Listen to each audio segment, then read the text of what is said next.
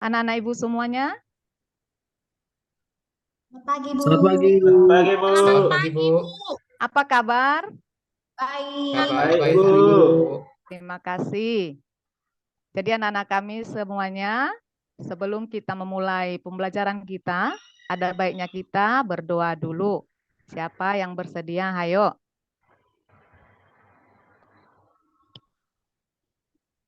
Saya, Bu. Kalian, Bu. Silakan Robertus. Baiklah, Ibu. Teman-teman, marilah kita membuka kegiatan belajar hari ini dengan doa. Dalam nama Bapa dan Putra dan Roh Kudus. Amin. Amin. Allah Bapa kami dalam surga, terima kasih Engkau membimbing kami hingga pada hari ini. Kami bersyukur atas cuaca yang cerah pada pagi hari ini. Kami mohon bimbing utuslah Roh Kudus-Mu untuk membimbing kami dalam kegiatan belajar mengajar ini, agar kami dapat memahami materi yang kami pelajari pada hari ini. Doa ini kami sampaikan kepadamu dengan perantara Kristus Tuhan kami. Amin. Amin. Dalam nama Bapa Bapa, dan Putra, Putra dan Roh Kudus. Amin. Terima kasih Robertus. Ya, Bu. Baiklah anak-anak, sebelum kita masuk ke materi, Ibu mau tanyakan dulu, apakah semuanya hadir hari ini? Hadir, Bu. Hadir. Hadir ya, Sekretaris? Hadir. Terima kasih. Komplit, Bu. Terima kasih, Nak. Nah, jadi anak-anak, hari ini kita akan mempelajari tentang gereja dan dunia. Tentang apa, Nana? Tentang Gereja dan dunia. dunia. Terima kasih. Nah, saya mau mengajak supaya kita fokus untuk materi kita hari ini. Jadi sebagai pertanyaan untuk mengajak, apakah anak-anak Ibu sudah fokus? Saya mau tanya dulu, karena ini tentang gereja dan dunia. Secara spontan dulu Ibu mau tanya, apa itu gereja anak-anak? Gereja itu bangunan, Bu. Terima kasih, gereja itu bangunan. Yang lain boleh? Gereja itu terbagi dua, Bu. Ya, Bis silakan. satu itu gereja mengatakan tempat kita berkumpul beribadah, dan gereja yang di sini yang kalau kami lihat yang Ibu buat gereja dan dunia, berarti gereja itu kita sendiri atau umat atau orang yang sudah dibaptis. Ya, terima kasih Rinta. Ada lagi yang mau menambahkan? Oke, kalau mengenai gereja tentang tempat atau juga bahkan kita sendiri. Sekarang kalau ditanya apa itu dunia? Bagaimana kita mengartikan kata dunia? Saya, Bu, Silakan.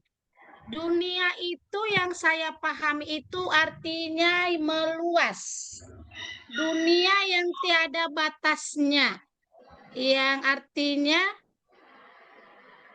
seperti ada lagu-lagu dari Sabang sampai Merauke. Artinya meluas, Bu. Itulah namanya dunia. Terima kasih Rinta. Jadi kalau pengertian dari dunia itu sebenarnya meluas ya, tergantung kita bagaimana mengartikannya. Jadi semua pendapat dari anak-anak kami bagus-bagus semuanya. Terima kasih untuk anak-anak Ibu. Nah, itu dulu untuk mengajak kita supaya ada gambaran di hati, di pikiran kita untuk melanjutkan materi kita. Nah, jadi selanjutnya mari kita lihat slide yang berikutnya. Nah, di sini kita akan melihat bagaimana pandangan gereja tentang dunia setelah Konsili Vatikan II. Yang pertama, dunia dilihat sebagai seluruh keluarga manusia dengan segala yang ada di sekelilingnya. Itulah yang pertama pandangan gereja tentang dunia setelah Konsili Vatikan II.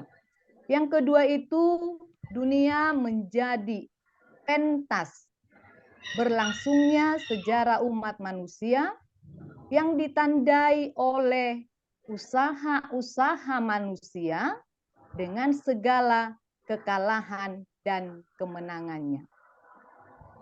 Yang ketiga, dunia itu dipelihara oleh cinta kasih Tuhan.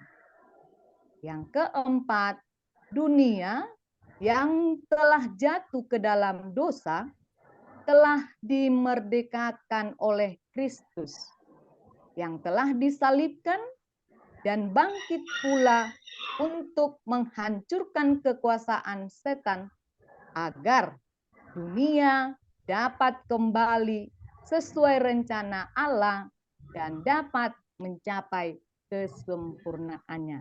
Ini nanti bisa kita lihat di Gaudium et Spes artikel 2.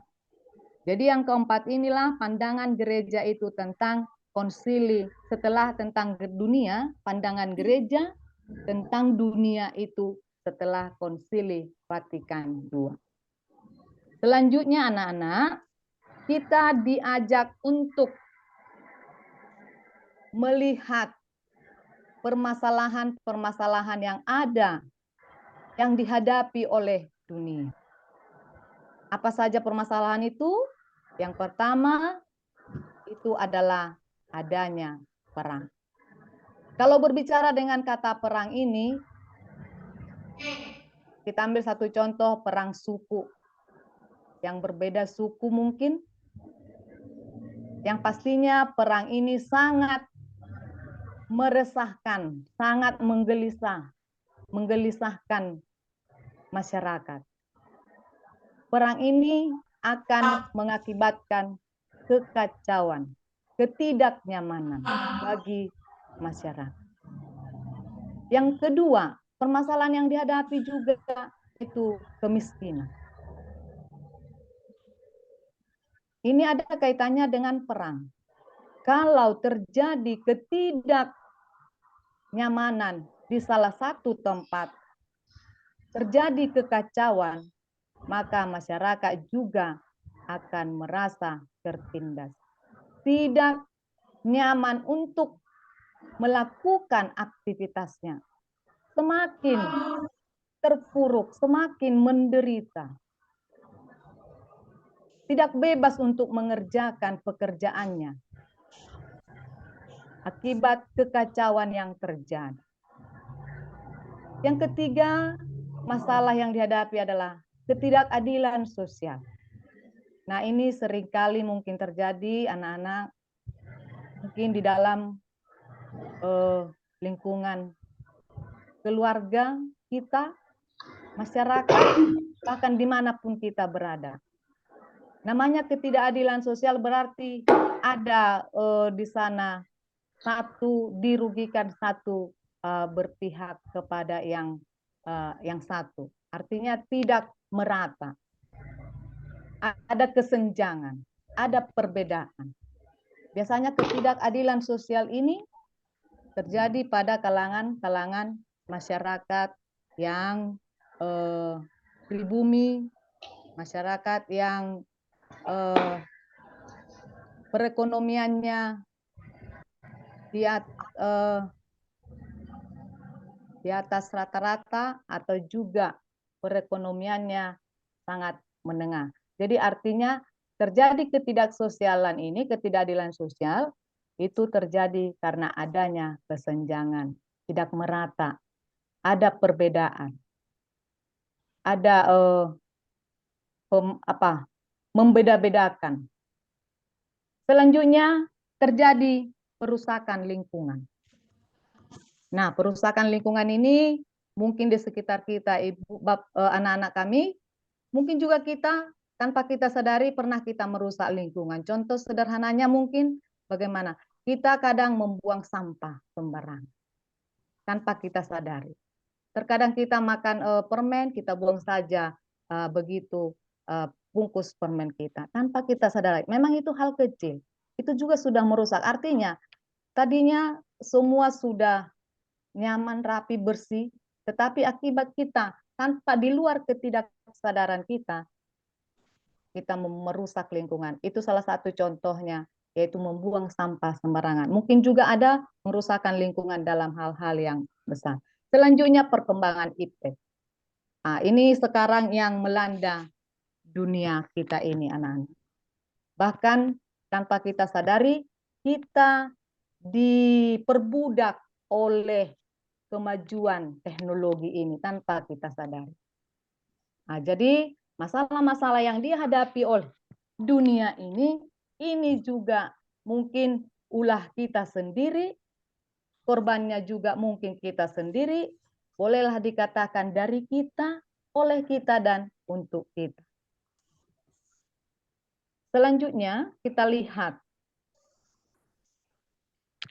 bagaimana hubungan antara gereja dengan dunia itu.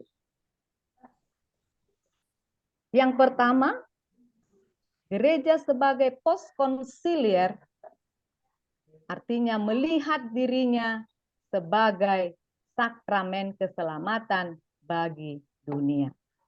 Gereja itu merupakan sumber keselamatan bagi dunia.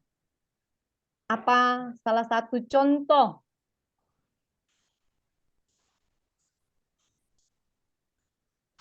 tindakan gereja ini bagi dunia yang membawa keselamatan bagi dunia?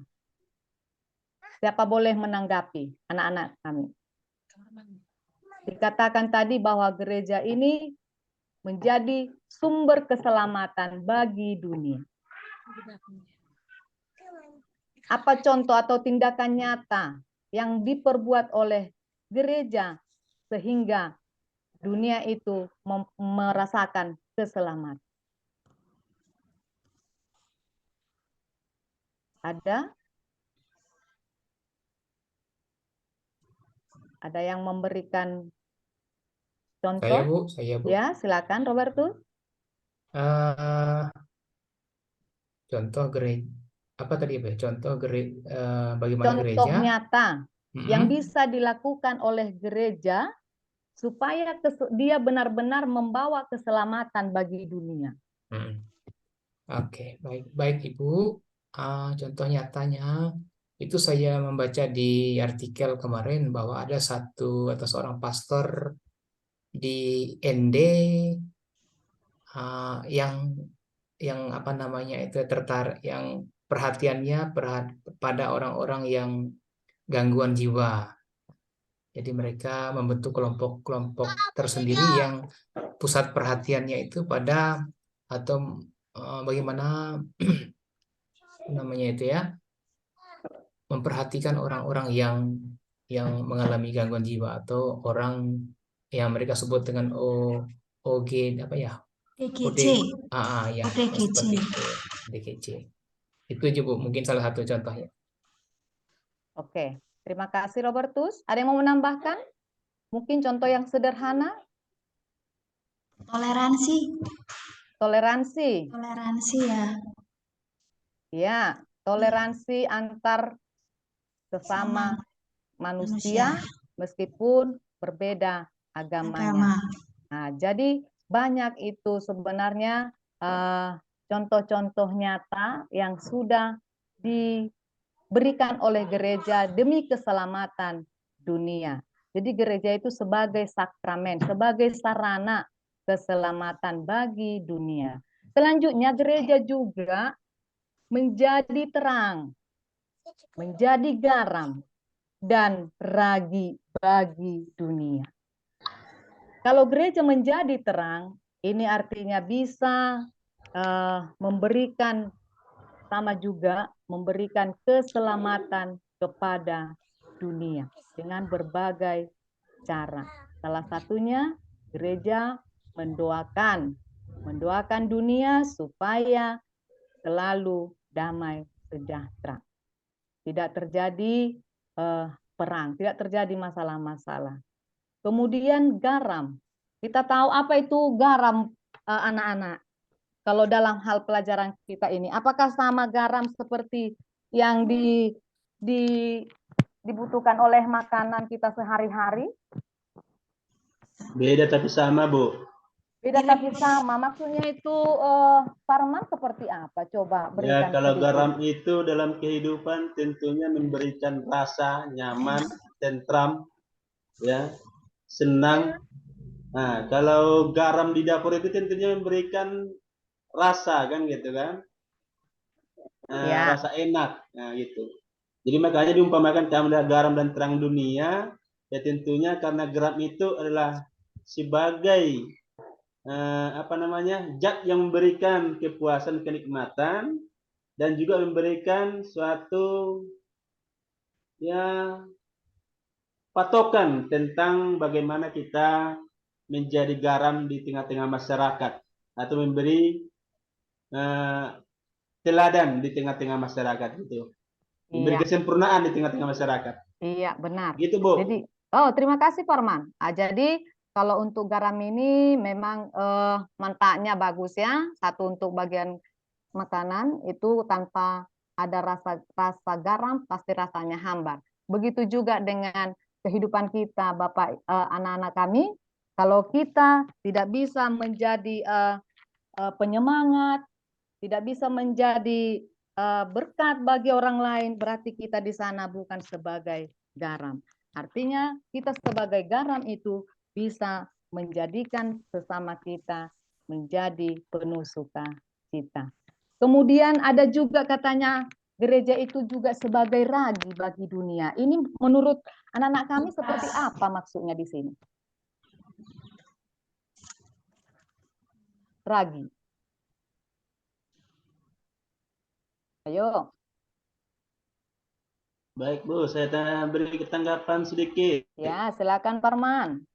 Sebagai ragi maksudnya itu tentunya untuk ragi itu dalam realita keseharian itu kan mengawetkan makanan supaya Ya. tetap bagus, enak, dan higienis. Bermanfaat. Jadi Ya, ragi ya. dalam sistematis iman atau gereja tentunya ya ragi yang bisa mengawetkan iman kita atau memutlakkan iman kita supaya tetap berada di kepercayaan atau keyakinan masing-masing dan juga dapat mengembangkannya. Kira-kira seperti itu, Bu. Oke, terima kasih Parman. Jadi jika gereja bisa menjadi terang, bisa menjadi garam, dan bisa menjadi ragi bagi dunia, ini juga sama halnya dengan kita anak-anak. Entah itu pun dalam perbuatan hal yang sederhana, mari kita lakukan. Sejauh itu bersifat positif. Sehingga kita menjadi saluran berkat. Itu ya.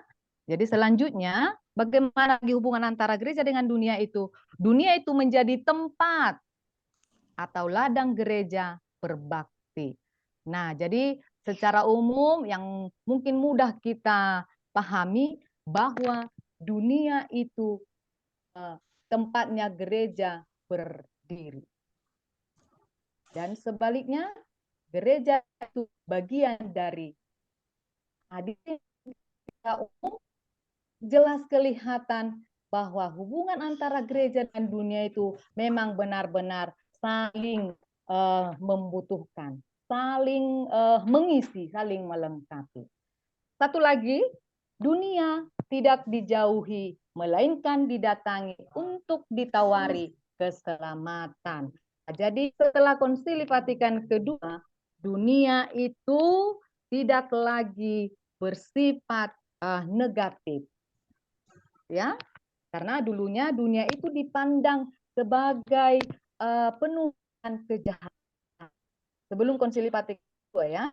Nah, jadi dunia itu pandang dari semua hal-hal yang bersifat negatif. Jadi dengan kehadiran Konsili Vatikan II, dunia itu tidak lagi dijauhi, melainkan semakin didatangi, semakin ditawari keselamatan. Karena kalau dunia ini aman, damai, sejahtera, itu tidak lepas dari peran dari gereja. Selanjutnya, kita akan melihat apa yang menjadi misi dan tugas gereja dalam dunia di masa saat ini. Boleh kita melihat bersama di sini? Yang pastinya misinya adalah untuk melanjutkan karya Kristus sendiri yang datang ke dunia. Dengan tujuan memberikan kesaksian tentang kebenaran. Untuk menyelamatkan, bukan untuk menghakimi. Untuk melayani dan bukan dilayani. Inilah misi gereja di dalam dunia masa ini. Dan sebelum-sebelumnya pun tadi sudah kita lihat jelas bagaimana peran gereja itu untuk dunia di masa sekarang ini.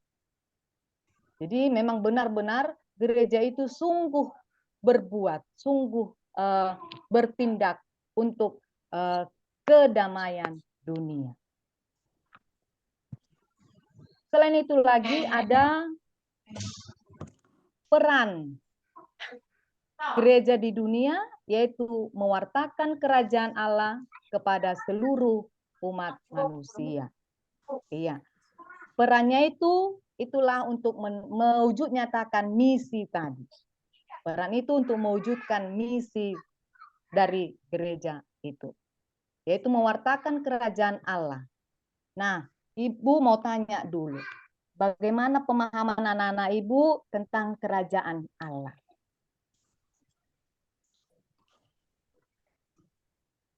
Apa sekarang di benak anak-anak Ibu tentang kerajaan Allah? Kalau kita mendengar kerajaan Allah, apa yang langsung muncul di benak kita? Apakah sejenis makanan ringan? Silahkan, Rinta. Baik, Bu. Menurut pemahaman saya, Bu, apalagi waktu kami di sekolah minggu itu dikatakan kerajaan Allah itu adalah kerajaan yang penuh cinta, kehidupan damai, kehidupan kasih, kehidupan kegembiraan, keadilan, ketenangan. Berbeda dengan kerajaan duniawi atau pemerintahan pemerintah yang dipenuhi dengan ketidakseimbangan.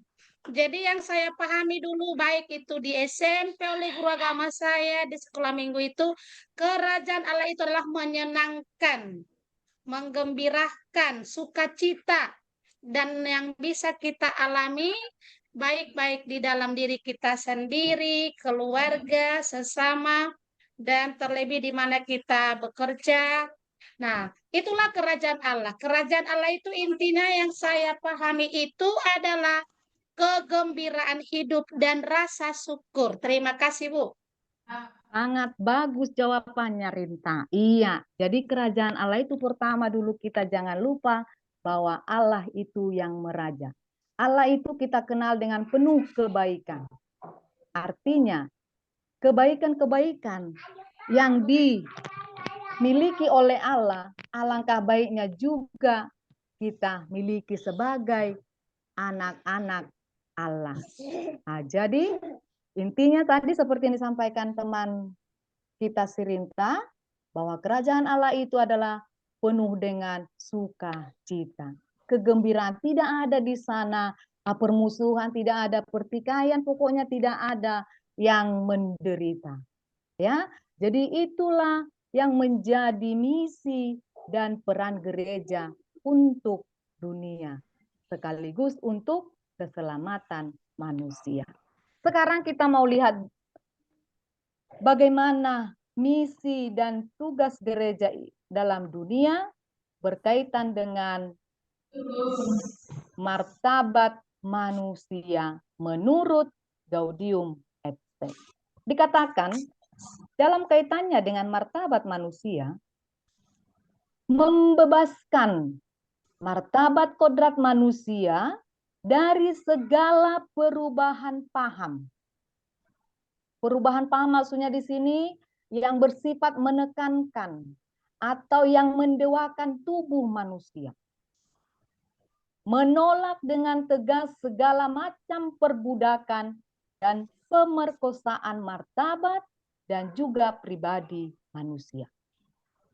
Sehingga menempatkan dan memperjuangkan martabat manusia sesuai dengan maksud penciptanya. Ya, sangat jelas anak-anak Ibu, kita diingatkan kembali akan penciptaan. Ibu mau tanya dulu, tentang penciptaan ini dalam kitab suci terdapat di kitab mana, anak-anak Ibu? Kejadian, Bu. Kejadian. Kejadian berapa, Rinta? Kejadian bab 1 di situ, Bu, dijelaskan tentang semua yang diciptakan, Ibu. Iya, benar. Nah, jadi tentang penciptaan ini kita diingatkan lagi tentang kitab Perjanjian Lama di kitab Kejadian. Bahwa pada mulanya manusia itu diciptakan baik adanya, diciptakan begitu istimewa, diciptakan begitu bermartabat, menyerupai gambaran Allah. Segambar, secitra dengan Allah. Nah, dengan memiliki gambaran atau secitra dengan Allah, manusia itu memiliki martabat. Jadi martabat manusia itu tidak boleh diganggu-gugat oleh siapapun.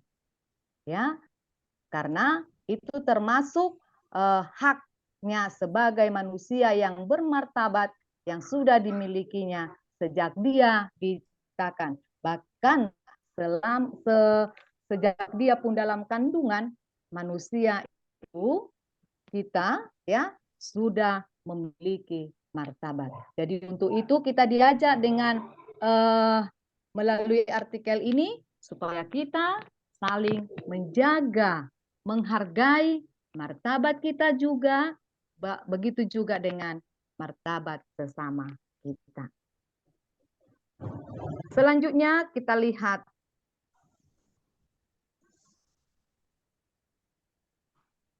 ternyata tidak terasa sudah berakhir materi kita tentang gereja dan dunia.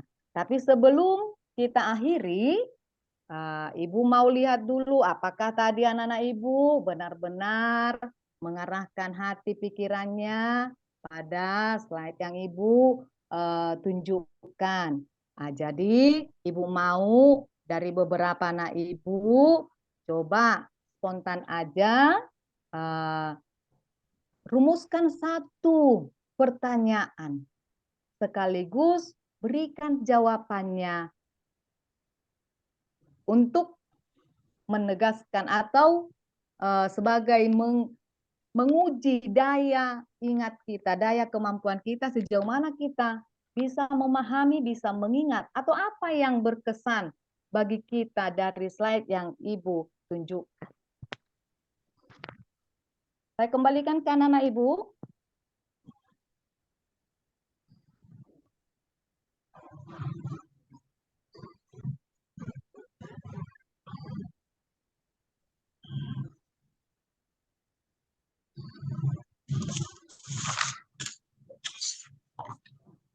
Spontan aja ya anak-anak Ibu, jangan mempersulit dirinya. Tidak perlu memikirkan kalimat-kalimat yang tinggi, yang sederhana saja. Sejauh mana atau mana kalimat yang paling menarik, yang paling berkesan bagi anak-anak Ibu tadi. Silakan siapa yang sudah boleh sambil menyampaikan. Silakan. Saya, Bu.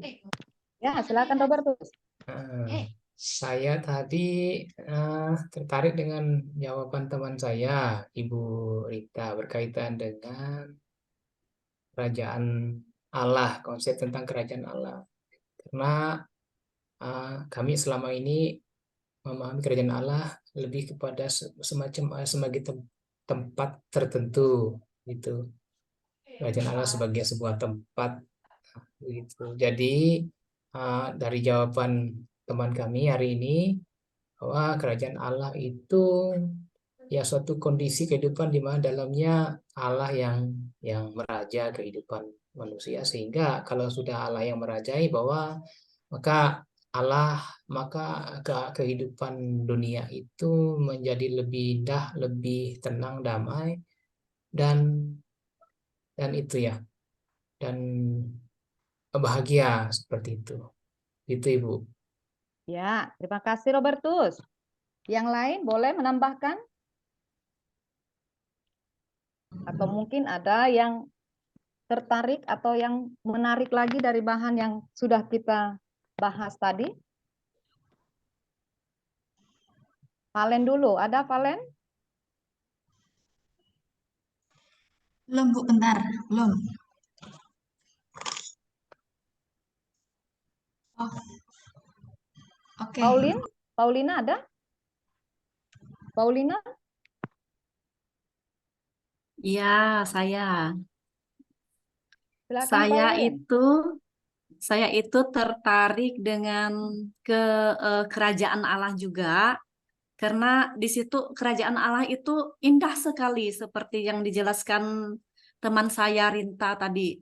Luar biasa indahnya itu. Dan di situ juga Allah yang menjadi rajanya, bukan seperti kerajaan yang ada di daerah kita ini, misalnya di Jawa atau di Indonesia itu ada kerajaan Majapahit dan lain-lain yang maksudnya yang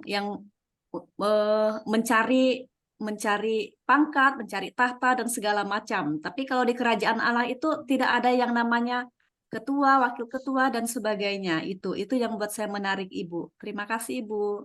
Terima kasih Paulin. Ada yang lain lagi?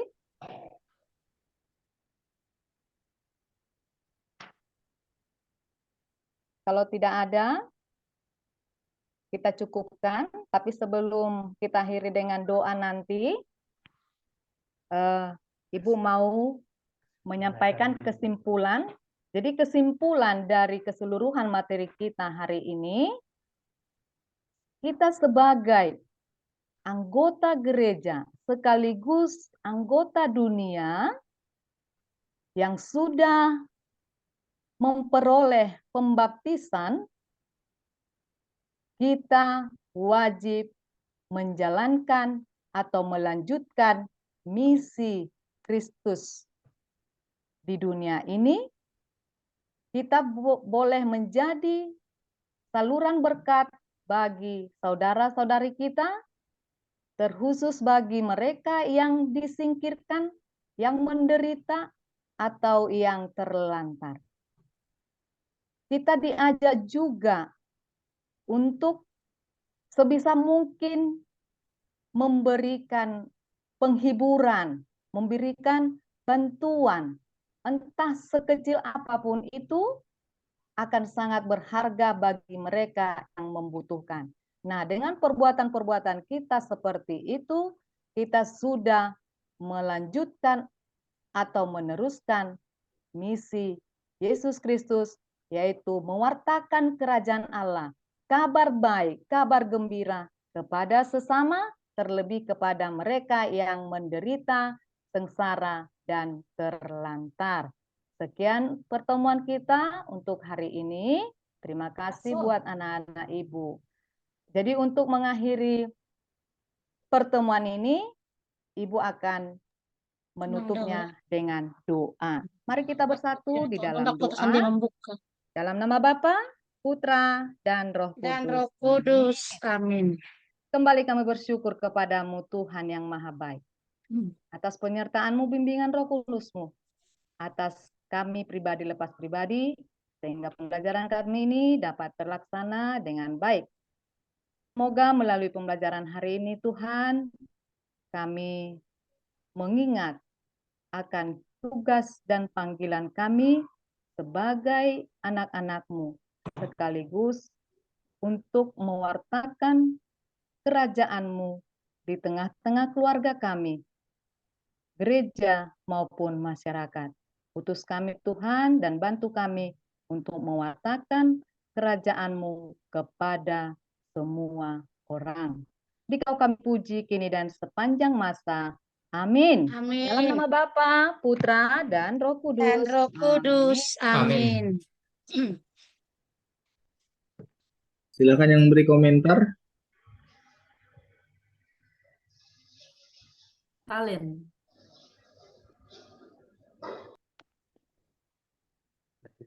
Masih mute. Saya, Pak. Yang beri komentar siapa? Valen. Saya, Pak. Ibu Valen. Oke.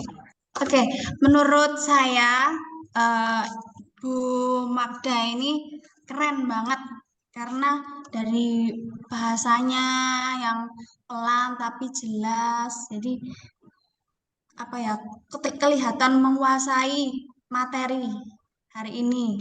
Kemudian eh, apa ya?